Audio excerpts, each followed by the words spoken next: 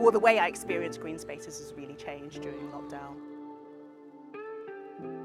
I think on a personal level, it was quite a big change. Suddenly, you felt this impulse to go outside because you were otherwise in your house, and it led to you kind of discovering the local park on your doorstep. I found one that I didn't even know was there, and I was there every single day. The fact someone's told me I can't leave the house was really great, only for like 2 weeks, where I recuperated, rested, and then it got to the point where I wanted to go out and do these day activities that I normally do.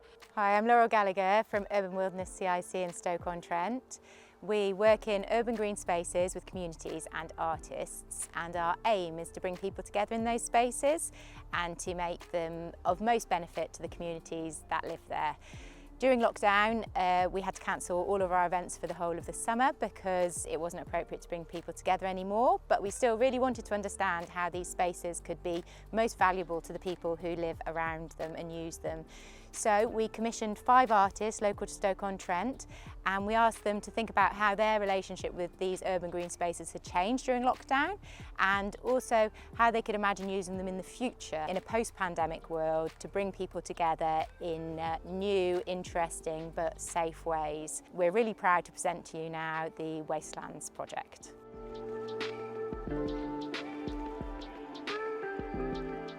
Lockdown was really well timed for me because I'd just come out of hospital having a brain hemorrhage in sort of March, and so I kind of went into kind of a natural recovery, and then it was towards the easing of lockdown where you could go out and visit green spaces. That was my escape basically, to I guess be a bit more reflective of what's happening and what had happened to me on a personal level as well.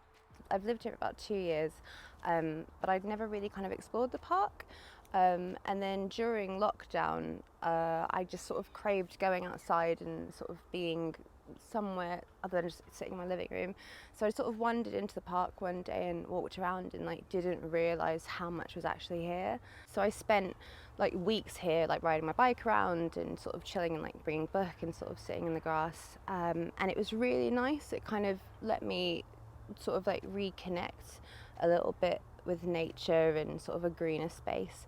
It became like my little mini sanctuary almost. Even now, when we're able to go different places, I have to go in my garden daily, even if it's cold and rainy and snowy. I've just got to spend a little bit of time out there. I spent a lot of my time kind of gazing out the window when I'd normally be at work, looking out on a locked up playground and watching sort of children come and go and not get to use it, and sort of seeing people pass through. I felt like I was being restrained and like told I've got to stay in, and like I felt like grounded. I was grounded, yeah.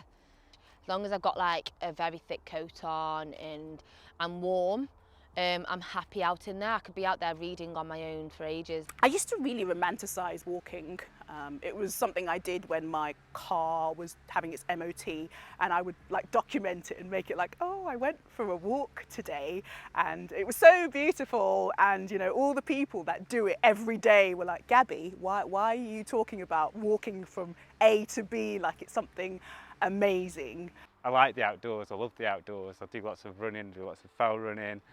And I guess a lot of people found their own little walks and then within green spaces or urban spaces. For me, because I was in hospital for a while, and then I stayed in basically indoors for pretty much a good month because I couldn't walk from me to just there. I was really struggling to get down the stairs. My relationship to that has changed because during lockdown, it became of survival. It really became to help my mental health. Going a little bit further than that, it's changed in terms of a lot of the walking I did before was just by myself. During lockdown, I walked a lot with my family. It was a way that I could spend time with my friends. And on a larger scale, it was a way that we could come together as a walking group. Yeah, when I could get out, it was a big relief, and it was also a way of me, I guess, recovering and trying to getting myself healing, basically.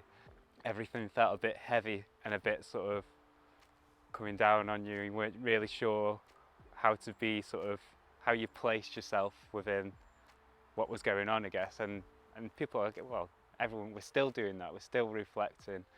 So I thought if I find somebody for like a day and bring them out into the like landscapes, they probably think, oh, it's not that bad actually. I will come back and start, you know, relaxing out in nature and actually respecting the earth. Once lockdown finished, like within a couple of weeks, it was just covered in rubbish, and like people started coming back in, and it kind of lost that really sort of special feel to it a little bit. The piece is in response to this sort of almost fork in the road that we're kind of at, I think, where we can kind of go back to pre-lockdown life and sort of continue destroying our sort of natural habitat, or we can kind of forge a new path and start taking care of green spaces. We had quite a lot of phone conversations actually, looking out of our windows onto those green spaces, and kind of during those moments, that's when we dreamt up our Youth Grows in a Wasteland. There was another element of a kind of sense of a tension between different people that use the parks, and a sense of generational tension, and a sense from teenagers around that sometimes people saw them as suspect when they were just using outdoor spaces, and actually they were just there with their friends. Obviously with the lockdown, so many of teenagers' sort of crucial third spaces, which is not home, not school, those places they visit with friends or clubs or societies, all of those stopped. So outdoor green spaces became the third space that they could go to legally. Part of this project is that I was asking lots of black females in Staffordshire how they experience walking. Hearing all of their stories was just really eye-opening for us to all be together in the same space, walking, not only just as a group, but as a group of black females. Like a really great experience. I'll be taking pictures of different people that live in the same location. So I was for, okay, different diversity within different landscapes, but they all connected by one location. People don't realise how much different diversity they have around them. Exactly the same if they don't know what landscapes are around them. A lot of people are very disrespectful to these minorities, which I find really, really disrespectful as being a black woman myself. I do experience microaggressions and racial slurs. They say they don't mean it, but I feel it. And I'm guessing people with different diversity also experience this. So I wanted to give them that limelight they never really get. I wanted to offer a bit of hope, but a bit of uncertainty, and that's kind of, I guess, where we are at the moment. Going up the Roaches quite a lot, because that was where I was kind of mainly going, or around the local parks and seeing lots of stones and rocks. I wanted to kind of make something that responded to that environment. I originally just wanted to do loads of flowers and nature and greenery, and then I was looking up different sort of poems about nature to get inspiration, and I came across a poem by William Wordsworth.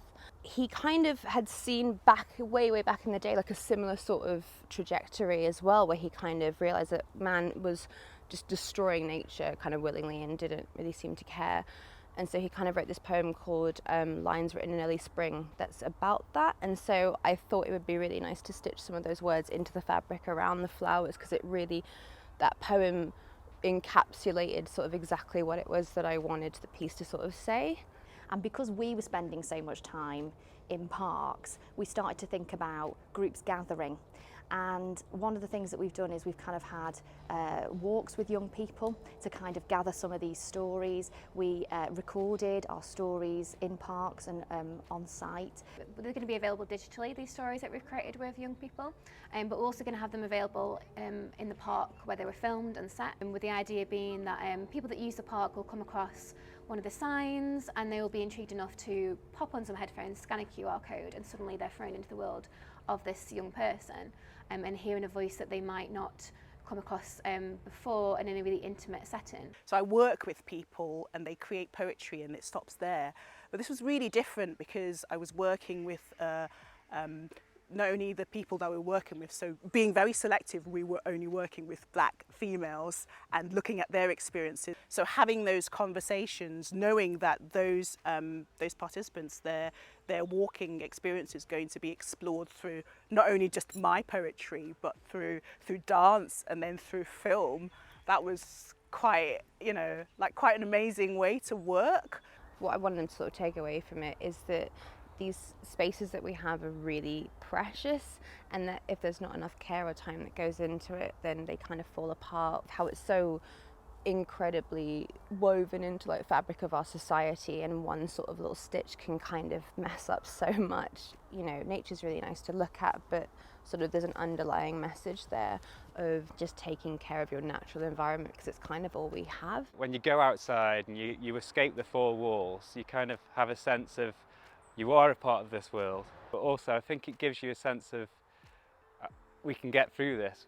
There is a bit of hope. So I thought if I can use the person's similarities with their clothing and colours, tints, or, you know, the hues of whatever's going on around them, within them, they will also see the beauty within the person as well as outside, which they probably wouldn't have seen if the person wasn't there. People of white heritage will see the clothing and get used to it.